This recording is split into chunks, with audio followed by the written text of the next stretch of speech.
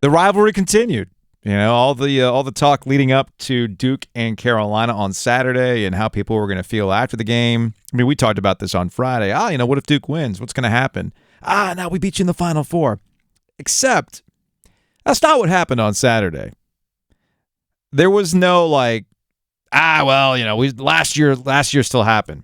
I actually think Carolina fans have gotten into a mode where they're not even in the mood to talk about that stuff, because that's not what this year was supposed to be about. This year was supposed to be a run it back. Here's this veteran group that almost won a championship, preseason number 1, and it's there for them. But they're not taking the opportunity right now, and there's a number of reasons why that's the case. But Hubert Davis decided to open up the press conference. They only got to the three free throw line 3 times, and this is what he said after the game. The stat that I'm looking at is going into the game, we had shot 150 more free throws than any other opponent in our conference.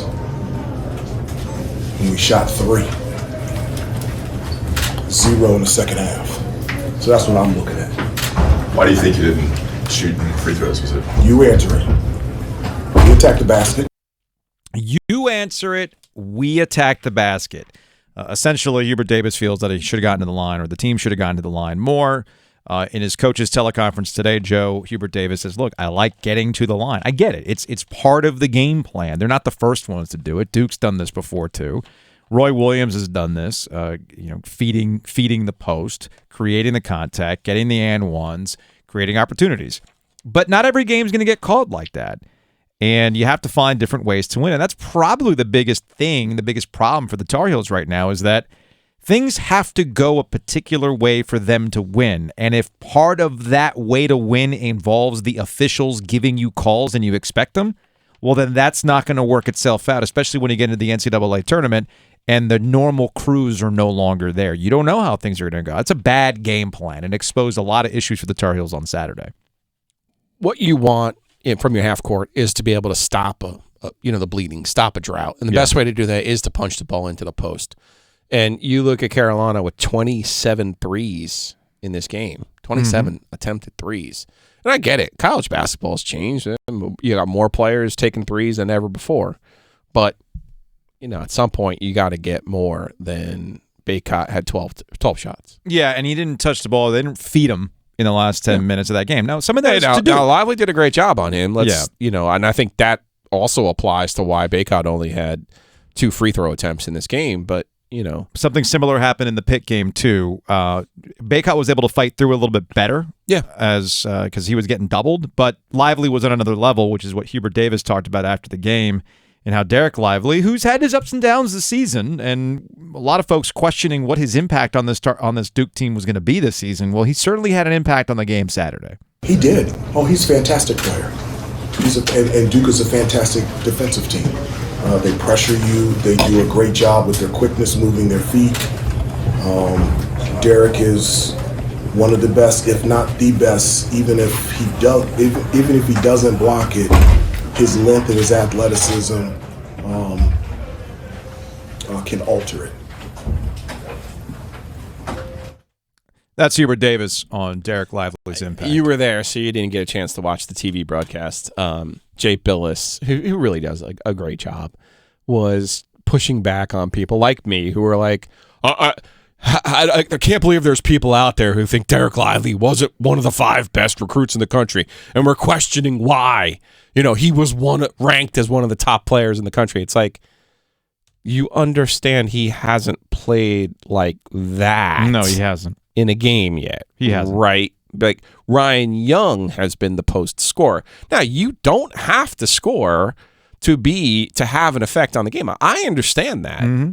But he hasn't had. He had 5 blocks against Miami, so that was a huge win for Carolina. Please don't get me wrong.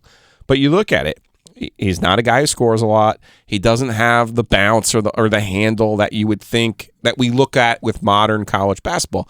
To me, on a high end, his best case scenario is that he's Mark Williams. Mark Williams wasn't all that his freshman year. No. And Mark Williams and is an NBA roster right now. Unfortunately for Mark Williams, he will be remembered as the guy who got dotted by Caleb Love. That's how the cookie crumbles, man. Yeah.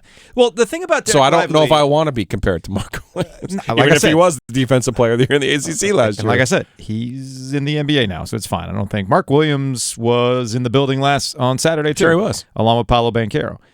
So you mentioned what happened against Miami, where he had the 5 blocks. That's probably where Duke. You point to the Georgia Tech game, yes, where they doubled up the Yellow Jackets as a confidence boost. And I agree with you that confidence really makes things go, and here we are with NC State too, which we'll get to in a second. To me, Duke's confidence has been growing over the nature of their wins. Tight battles. Yep. Pitt at home, Miami at home. Mm-hmm. Yep. Tight battles at home. Key plays at the end, a key rebound, a big shot. In the case of Derek Lively, I remember John Shire, off the top of my head, I can't verbatim, but paraphrasing, a consistent way that John Shire has talked about Derek Lively coming on. Look, he didn't have an ideal start to the season. He's still working through some stuff. He's still finding himself, and he felt the confidence in the 5 blocks in Miami, helping them win. Finding a way to help your team win without scoring is key, and that's been my thing about Duke. It goes back to the old Herb Sendick axiom that he told you long ago, the old NC State coach. How are the 2 ways you can win a basketball game, Joe? You can score more than the other team, or you can hold the other team to fewer points. Ding, ding, ding, ding, ding. And I think Duke's been pretty good at that, keeping the other team from scoring more than you. You just have to get enough production to power through, which I think Duke's done consistently enough. That's where Carolina's problem is twofold. Not only are they not getting consistency offensively, and I can point you to Chris over at Daggum Box Scores about their points per possession and how low it is historically. I can point you to Brian Ives over at the ACC Network, where he can give you their historically low three-point shooting percentages. But that's what this team is. That's what the team has been. And it goes all the way back to Roy Williams' last season. And it goes for the beginning part of Hubert Davis's run as the head coach. And we're seeing it now. The sample size for this core group is this. And I don't see it improving. Are they an NCAA tournament team? Yeah. But this idea that they're going to flip a switch like they're LeBron and the Heat and it's playoff time was misguided. Absolutely misguided.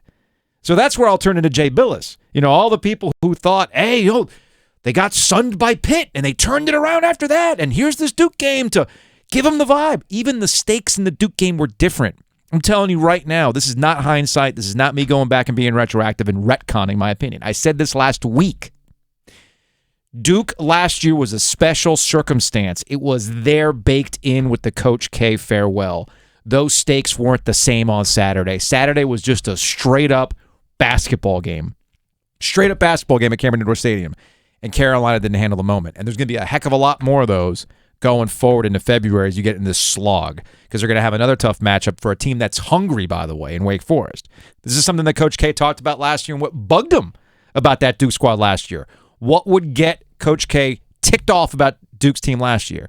That team was hungrier than you. That team was in a desperate position because they had to make the NCAA tournament, and they were using you to do so. Well, Wake Forest is that squad on Tuesday, and I'll be curious to see what happens.